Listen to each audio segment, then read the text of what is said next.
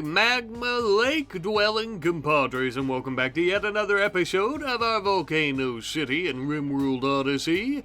Last few episodes, well, the majority of the episodes before this one, my friends, we have put a heavy focus on building our city, as is the title of this series. We've also enslaved an impid workforce and built ourselves an impid mega prison, but it can house any type of prisoner that needs to be enslaved into our workforce.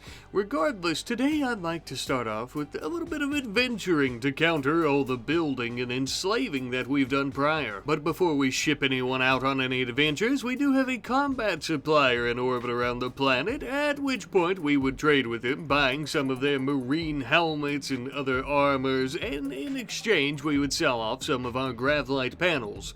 I've been trying to save some of these, but we really don't need this many at all. So after a healthy barter, we now have a marine helmet as well as a grenadier armor. We gave the helmet to Val and we gave the armor to Toon. And something else with Toon you might notice is he's brandishing a newly equipped rifle. It's actually a unique bolt-action rifle. I don't know where it came from though. I literally have no idea, but I'm assuming one of the raiders in previous battles have dropped it and I just never noticed it until now. I will say though, I'm tickled plum pink to have found it now because it has an extended barrel for further range, quick reload, and high-powered rounds. The perfect weapon to honor Toon's loyalty to us for so many years. Now then, with our soldiers equipped properly, it's time for Vulcan to take them all out on a bit of a mission. Not only a learning experience for, but also a good test of young Vulcan's leadership. If you remember in one of the prior episodes, BW reading one of the maps that we located at the old terraformer base place where we got our first grav core, ended up finding an ancient warehouse through one of the maps.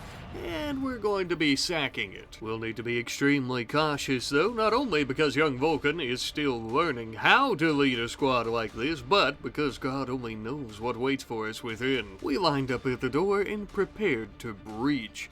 We've brought in our best weaponry as well as many a drone pack just in case. And we would immediately start putting those to use when we had to throw one of our own hunter drones at one that was coming right for us. God, I love these little technological marvels. And thanks to Rowit's great big minigun taking out the accompanying turret wouldn't take long as well. With that completed, we started moving all throughout the facility, trying to locate any useful items and resources like survival meals, components, and steel, but I'm gonna save you some time. This was pretty boring for the most part. We encountered another turret or two and another hunter drone, but other than that, this place was pretty much sacked, and there wasn't really much going on here after that. With that finished, we would go throughout the rest of the warehouse, gathering up all the things that we had collected and found, and taking them back to the Sticky Willy. That way we could get the hell out of here. However, we're not quite finished just yet. We've also detected a grav core nearby at an ancient stockpile, and we thought, why the hell not? We're right next to it anyway, and we might as well on our way back. If you're unfamiliar with the ancient stockpile, essentially there's 3 entrances going deep underground into some bunkers, and in one of these 3 there is a grav core, as well as many other useful items and resources. The catch? We have no idea which of these contains the grav core, and we have to work on hacking each one for several hours because they're quite difficult to get into. So, let's skip that part. After hacking our first, the entire squad would enter the underground bunker. As with all ancient ruins and locations, we need to be extremely cautious. This place could be our very own personal treasure trove, or it could become our tomb. Let the exploration begin. We were quite careful here to keep all the doors behind us held open, propped open by some rubble or rock or whatever we could find. That way, if we needed to make a quick escape, we could easily do so. We ended up finding some useful items like survival meals, medicine, stuff like that once more, as well as some other things, I think. I can't really remember exactly, as there were 3 of these, but there was no grav core, and that is the main point I'm trying to make. Moving on to the second one, Toon decided to blast a hunter drone with his high-powered rifle, which damn near caused him to die.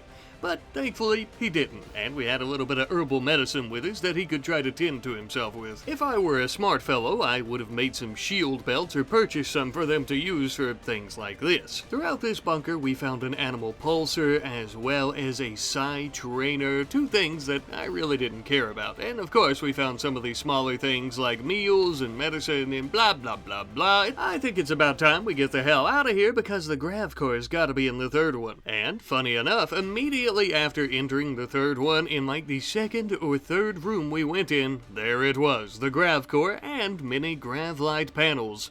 That was easy. Now technically we got what we came here for, but we would end up exploring the rest of this third and final bunker for anything useful. Funny enough though, there really wasn't much here, except for some swarm drones that we had to kill, and I'm sure meals and whatever else that we've been finding throughout the rest of them, but nothing very unique, I'd say. With that, we would return home back to the city, unloading all of our cargo, going to eat some meals as our forced workforce comes in to haul it all for us. Such good fellows and fellowettes, aren't they? As they're doing the hard work, young Vulcan would report back to his mother and father about his successful missions.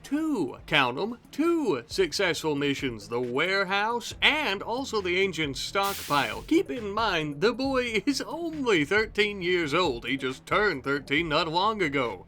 If that's not a real leader, I don't know what is. He was born to lead. And okay, maybe a lot of our troops kinda had to hold his hand through the entire process, but again, he's 13, okay? Now that everyone's back from the adventures and missions safe and sound, let's start on some research. Hydroponics is long overdue on our little bucket list of things to accomplish, so let's work on that. Above our industrial part of the city, we are actually going to be building something of a hydroponics greenhouse slash growing house. As you can see, we have two large sun lamps and plenty of room for these hydroponics basins. Thankfully, by the time we finished it up, we had also finished up our research into hydroponics, now allowing us to fill it plumb slap dab full of, well, I don't know. I don't feel like counting all of these, but we literally have as many as humanly possible. I guess I could have stuffed it a little bit more, but I always hate seeing them having to walk on top of them to plant others. Seems a bit silly. Of course, this is because we have a massive population now. Not only do we have an entire impid slave force that's working throughout the city, but we also have many more soldiers and prison guards who have joined us, and we need to be able to feed them all.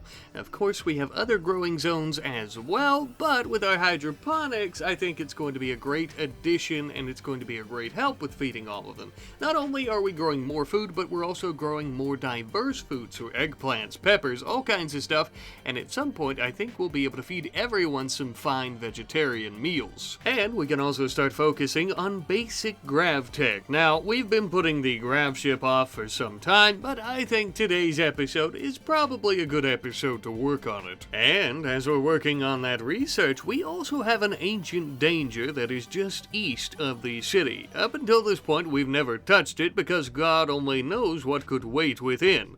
I think that we are finally ready to do so, though, at the point where we could overwhelm the ancient danger without any real significant threat to ourselves. And after cracking it wide open, I'm quite glad we did, as there were several mechanoids within. But nothing that we couldn't handle, of course. We tossed out a drone sentry to help us out, but funny enough, they ended up shooting one of the cryo-sleep caskets, awakening some ancients, and we just kinda sat back for a minute watching the two parties kill one another. As kind as it was for them to go about finishing those mechanoids off, I'm afraid there's still a threat to us and to our society that we've built, so we'll need to deal with them promptly. Shooting them down, incapacitating them up until the point that we could come in, swoop them up off the ground, and take them to our prison to be healed, as well as to become possible slaves in our workforce, or maybe even prison guards and soldiers. With them cleared out of the way, though, we would come through and start trying to knock out some of these fires before they destroyed the cryo-sleep caskets and all the wonderful resources that we could get out of them, as well as some of the weapons and what have you that had been dropped by the ancients, like this great big persona sword. And from the hermetic crate in the room, an Archotech leg. Oh, mama, seems like every episode here lately, Tail has been getting a new leg. but this one I think will be her last. Especially since the Archotech legs have a higher efficiencies than the biological one that she's born with, which is long since gone of course, but it's exactly what the doctor ordered, no pun intended. After getting all these ancient folk back into our prison, it seems like they all have the possibility of joining us as soldiers instead of slaves, so the armor that we're stripping from them right now, we'll give it back to them at a later time when they've learned to behave themselves. After we got them all patched up, we also finished that research into basic grav tech, which was not all that difficult to do, and we started on standard grav tech. As you could guess, we're just gonna keep making our way up through this tech tree. A bit boring, but something interesting. Toon started implanting this Archotech leg to tail with some glitter world medicine that we had also found in the ancient danger, and obviously the surgery went down perfectly thanks to all these factors, and soon she'll have a much more efficient walking speed, with the Archotech leg lashing itself into her body as if it were made for her. While we're on the topic of things that we found in the ancient danger, let's take a look at that Persona sword. A closer look, if you will. It's only at 7% durability, meaning that if we leave it out in the weather for a day or so, it's going to be completely destroyed. But to be honest with you, I don't really care. You see, the sword has the kill sorrow trait, which literally means that the sword does not enjoy killing things and will also give this psychic debuff to its wielder.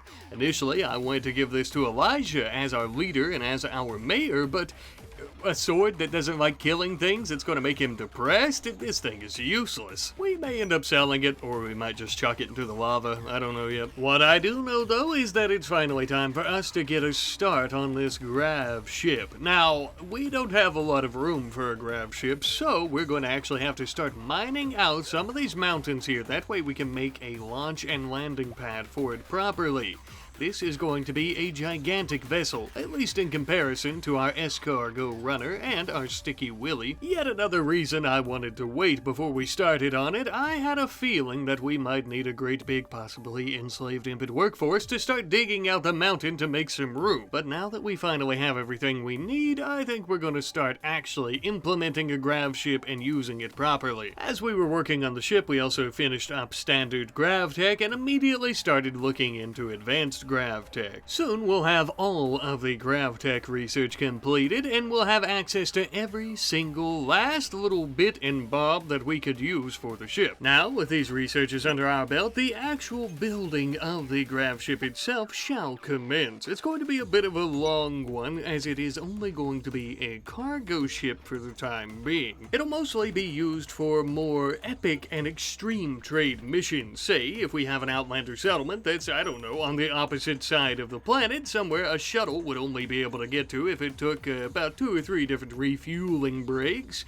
And we also want to make sure that it's large enough to have a gigantic cargo space. That way we can store as much as humanly possible in here that we plan on trading, unlike with our shuttles that can only contain a certain amount. And by certain amount, I mean a very small amount compared to a grav ship. A good example of this would be our stone blocks. We have so many of them, and we could start exporting them, but at the moment we don't have any shuttles that could haul as many as we currently have in storage, of course. Speaking of blocks, our larger thrusters for the ship actually require vac stone blocks, something that we have yet to acquire at all. Looks like we're gonna need to take a trip to space. Well, low orbit around the planet, but you know what I mean. A bit of time later, and we had also finally recruited the 4 ancients that we found in the cryosleep caskets inside the ancient danger when we were slaughtering those mechanoids and most of their friends. But not to worry, they're not worried about that. They're our compadres now, which I'm quite glad about because many of them already have a lot of vast knowledge about piloting throughout the stars, perfect for our grav ship crew.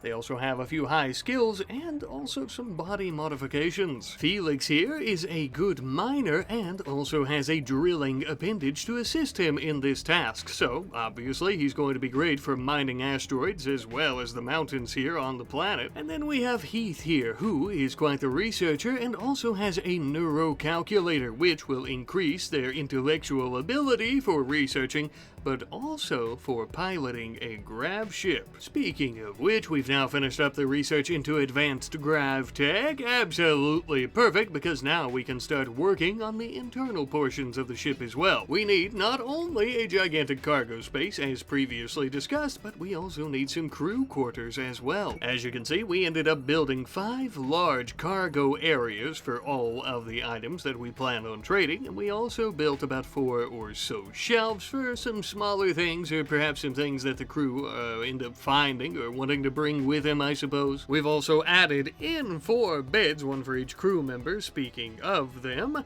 and they also have an end table each, some lockers for their belongings, stuff like that. Nothing too special, but a decent place to lay their heads at night.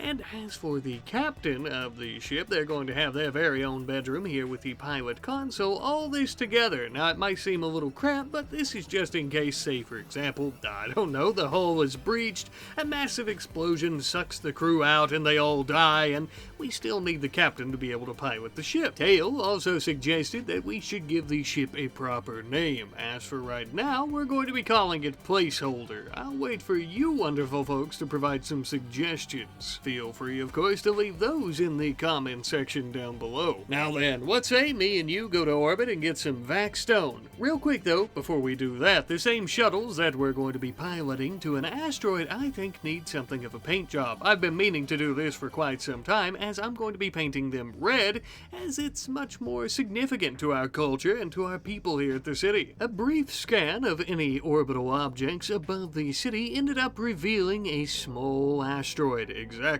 what we needed. We don't plan on being there for too long, so we're going to be taking a very small crew. A crew that is mostly comprised of folks with some pretty fine mining abilities, and is going to be led by Vulcan, who isn't exactly the best miner, but he's got to learn somehow. And what better place to learn than an asteroid orbiting the planet at a crazy velocity that could have a lot of dangers, where if you literally take off your helmet or suit at any time or get a pinhole pricked into it, you're probably going to die.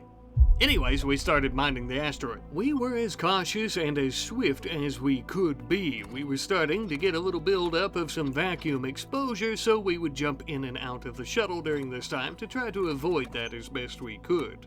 Once we had mined out this large spot here, we started gathering all the chunks back up and putting them into the shuttle, and with that, it was time for us to head back home. Obviously, this little excursion into space, even though it was for mining purposes, was pretty extraordinary for everyone involved. Some of them had already been, like our ancient Felix, but for the young 13-year-old Vulcan, this was like no trip he'd ever taken before, even though, at his young age, he has the weight of the world on his shoulders. Now that we have all the vac stone finally back at the city, though, we started having everyone cut it into stone blocks, and shortly thereafter, we now have 4 brand new large thrusters on the back of our cargo ship. And thanks to our impid workforce for fueling up the tanks while we've been gone, it is ready to go. Well, not quite ready to go. It does need a similar paint job, I would say, corresponding with our shuttles and with our culture and city and blah blah blah blah blah, all that same stuff I said a moment ago. And so naturally, I ended up going with a volcanic red and volcanic ash black. I think it's pretty fitting. I also ended up adding 2 new rooms onto the ship. I have a brig here on the right for any prisoners that we may find while we're out on trade missions if we're attacked, or maybe ancient dangers, stuff like that. And then on the left, we actually have a GravTech shuttle, operating with the same type of technology that the Grav engine utilizes instead of the standard thrusters. Other than that, it is basically just a standard small shuttle. There's a few reasons for this. We can't actually land the grav ship at other people's settlements because they'll take it as an act of war having this big behemoth landing there, even if we try to communicate with them ahead of time. Most of them don't have enough surface area for us to land this anywhere near there. So the shuttle is going to kind of serve as our tiny boat aboard the big boat that will be taking our goods to these places. And just as well, we'll be using the shuttle to load things onto the ship itself, because this is much more simple than just having to go through every time with the cargo bays and designating a priority and specific things that we want on it and what we don't and blah blah blah blah blah. Basically, I built the shuttle because I had to. Now then, the young Vulcan, being the son of Elijah and Tail, the mayor and mayorette, is going to be the captain of this ship. Well, realistically, it is going to be Heath, but Vulcan is going to be learning the ropes. That way, when he comes of age, this ship and its crew shall belong to him. But without further ado, let's take this bad boy out for a test flight, huh?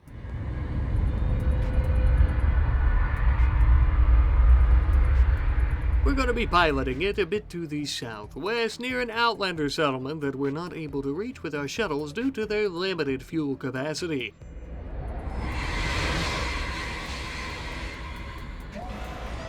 One of the best parts is, since we use the shuttle as a way to store our cargo before putting it in the cargo bay, if we don't want to just worry about sorting through things, we can just take it straight to the Outlanders, do a bit of trading by selling off all these textiles that we ended up bringing with us, and we are golden. Making so much money, in fact, that we could even purchase ourselves a monosword for some of our more melee-inclined soldiers. Again, though, this is simply just more of a test of how the trading will work and our maiden voyage for the ship.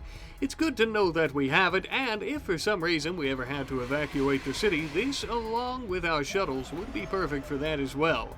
Hopefully that's not something we ever have to deal with, but of course it's always good to have those backup plans in place. We also had quite a harvest of snails waiting to be sold off. Luckily, a few days later, we had an exotic goods trader in orbit around the planet, and the mayor would sell off a hearty crop of them, making a decent bit of money, I'd say. As our industry continues to boom, we're also planning out more protection for the city. This time around with EMI shielding research, basically a solar flare shield. Thanks to us doubling up on the advanced research tables last episode, this research would be completed shortly thereafter, allowing us to construct our very first and hopefully only solar flare shield that we'll need. The shield doesn't just protect the city though, it actually protects the entire region around the city from solar flares. The only thing that is a bit of an issue with this is that when activated, it uses a lot of power, and we're already getting to the end of our rope with our power production with